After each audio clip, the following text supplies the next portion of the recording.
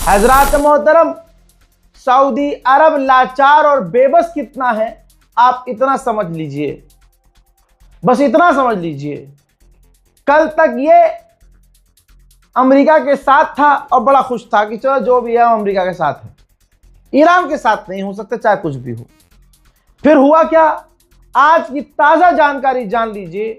यह रात को मैं किसी अपडेट में बता चुका हूं, अब खुलकर सामने आई है कि सऊदी नहीं चाहता बल्कि गल्फ देश चाहते नहीं है कि अमेरिका स्ट्रेट ऑफ हॉर्मूज पर बैरिकेडिंग करे, उसको ब्लॉक करे। भाई लड़ाई तो गुलाबी सुअर को पता ही नहीं है, कंफ्यूज है वो कि उसे रास्ता खुलवाना था, बंद नहीं करवाना था। अब अरब की औकात देखिए, अमेरिका कुछ भी कर रहा है वो अरबों से पूछ थोड़ी रहा है, ब्लॉक कर दिया रास्ता।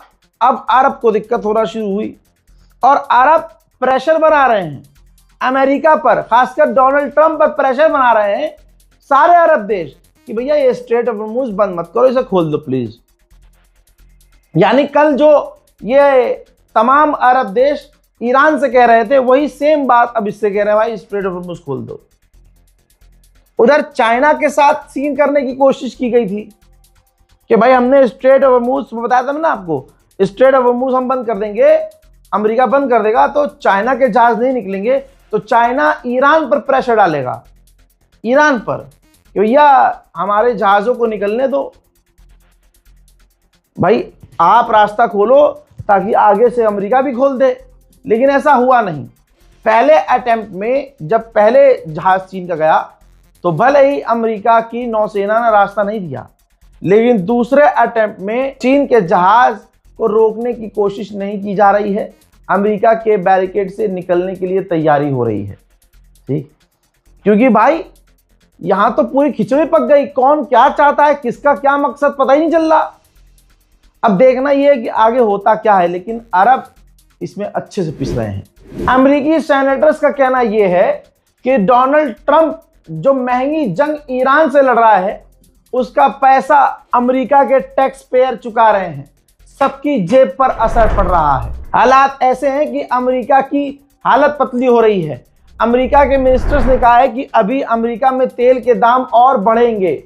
डोनाल्ड ट्रंप को क्या करना है भाई, सरकारी खर्चे पे उसको चलना है, तेल के दाम बढ़े या घटे, एक दिन देखना अमेरिका में बड़ा बवाल होने वाला है।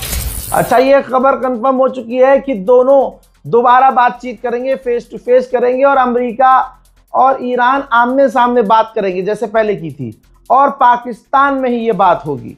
जी हाँ, मैंने बता दिया था कि बात होगी, लेकिन लोकेशन कंफर्म नहीं है, लोकेशन फिर से पाकिस्तान है।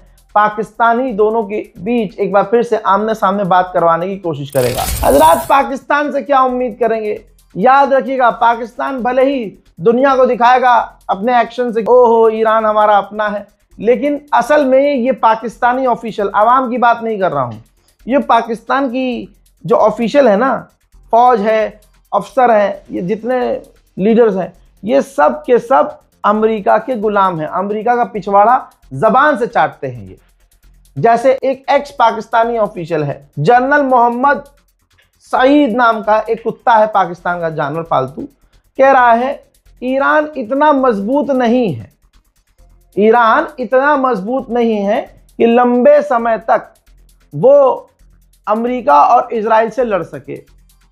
आप समझ रहे हो, जहां सारी दुनिया ने ईरान का लोहा माना है, वहां पर पाकिस्तान का एक पालतू आके कहता है कि ईरान नहीं लड़ सकता लंबे समय तक। दुनिया के हिसाब से, सुन मेरी जान, सुन पालतू कुत्ते सुन, दुनिया के हिसाब से, तेरे हिसाब से तो ईरान 7 दिन भी अमेरिका और इजराइल से नहीं लड़ सकता था, लेकिन हो गया ना 40 दिन से ऊपर। और उधर मामला गंभीर हो गया है।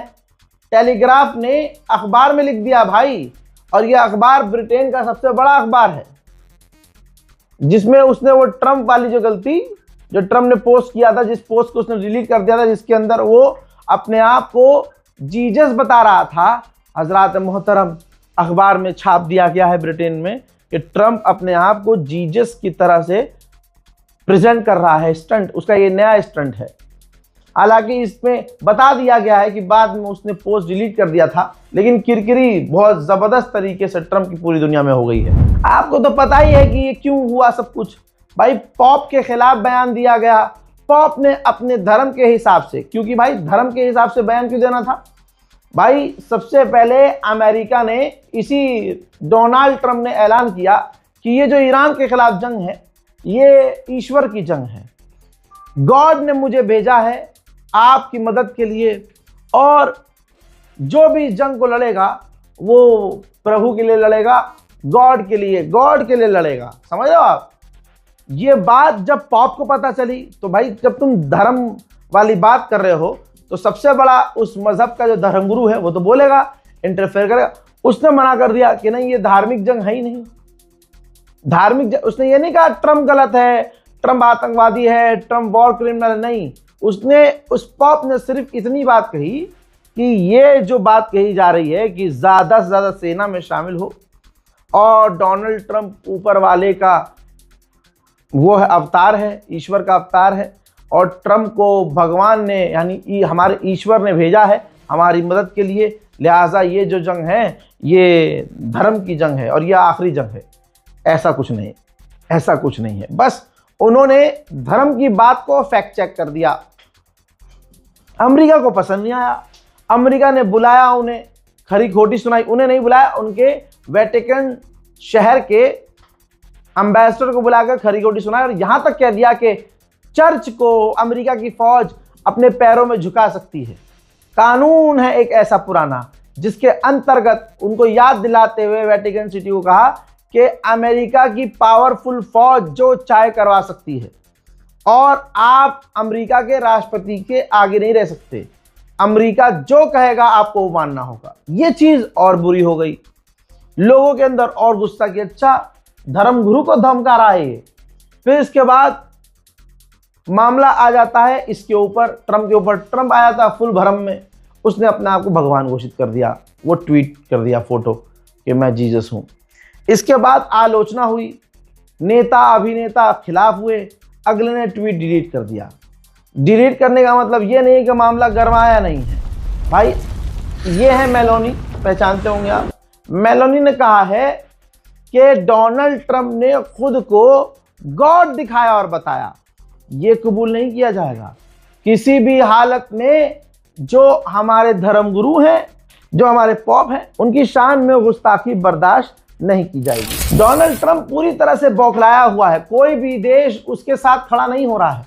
अब ये मेलोनी पर भड़का है, सब पे भड़क ही रहा है ये गुलाबी सुअर। मेलोनी पर इसने कहा कि मुझे लगा कि मेलोनी बहुत ताकतवर मजबूत होगी, वो अपना एयर स्पेस ईरान के खिलाफ इस्तेमाल होने देगी, लेकिन उसने मना कर दिया और साबित कर दिया वो कमजोर है, डरपोक है, और उसे कोई फर्क नहीं पड़ता कि ईरान परमाणु हासिल करे।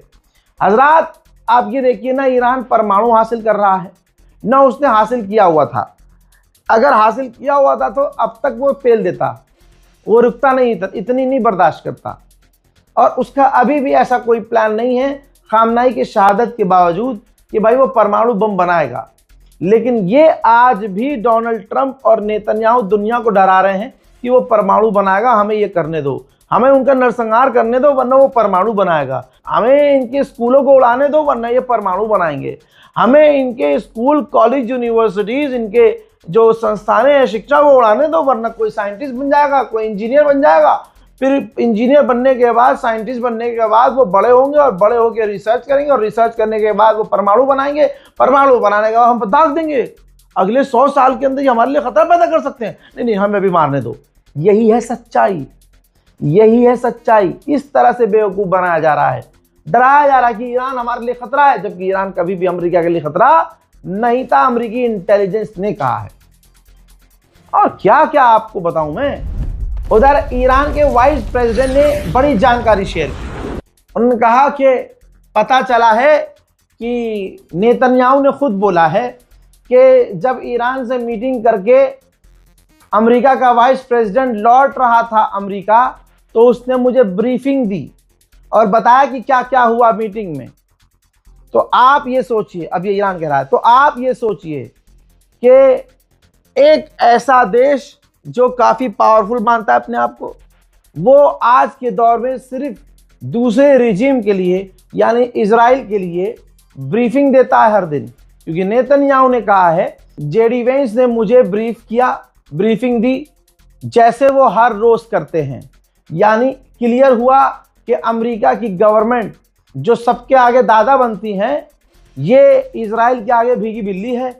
और रोज अमेरिका का वाइस प्रेसिडेंट ब्रीफ देता है कि आज हमने ये किया, नेतन्याहू को, कि आज हमने ये किया, आज हमने ऐसा किया, उस मीटिंग में ऐसा हुआ।